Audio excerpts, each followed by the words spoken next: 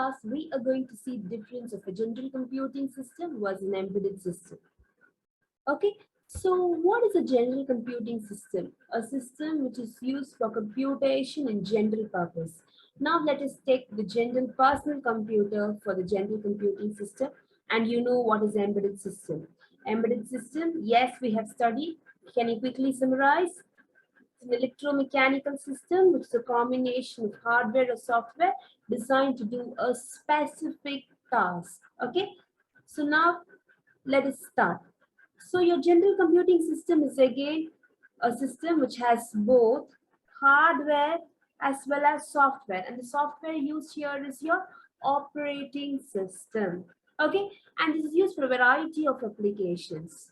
Okay, so like I told you, to explain general computing system, just keep in mind the personal computer. Fine. Now your embedded system. Yes, your embedded system is also a combination of hardware and software, but here it is for a specific application. Here it is for a variety of application. Okay. Now the second point is, for a general computing system, you have a general purpose operating system. Your operating system is compulsory here. Whereas for your embedded systems, in certain applications you require operating system, and in certain applications you don't require an operating system. For example, you have your toy car. Okay, your toy car does not require an operating system. Whereas you consider your ATM requires an operating system. So may or may not contain an operating system. Fine.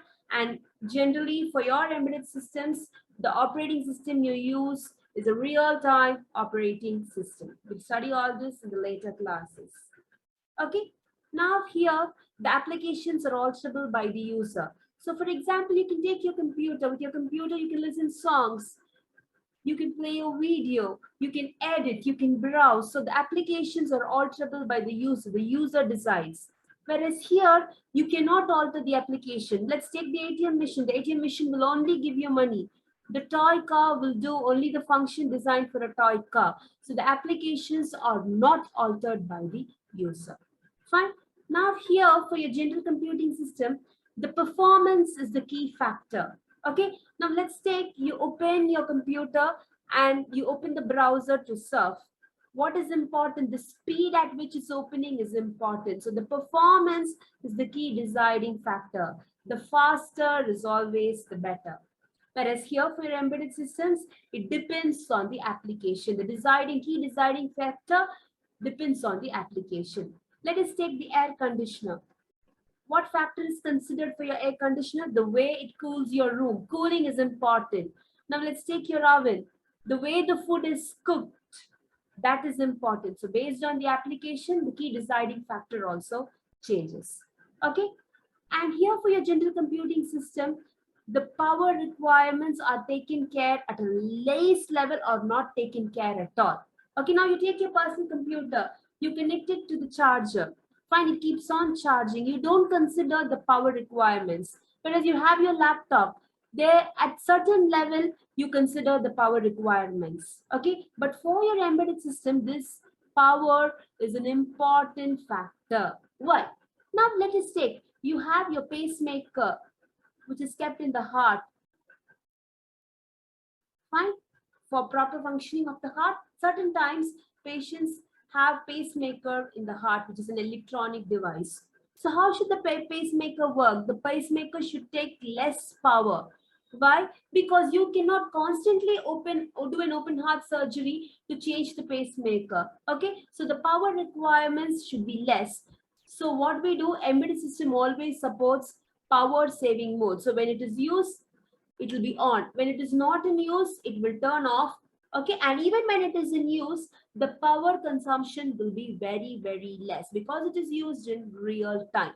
Okay, and your general computing systems are not time critical. For example, you hear your music. If you hear the music in a little later time or with some delay, it's not going to cause any effect. Whereas your embedded systems, especially hard real-time embedded systems, are critical. I have told you always, you have your airbag in your car. Whenever there is an accident, the airbag opens. The airbag should open immediately. It cannot open after 10 minutes. Okay. So the time criticality is very important in your embedded systems. Together with the time criticality, the next point is it is deterministic. I would use the same example. Now, if there is an accident, the airbag should open.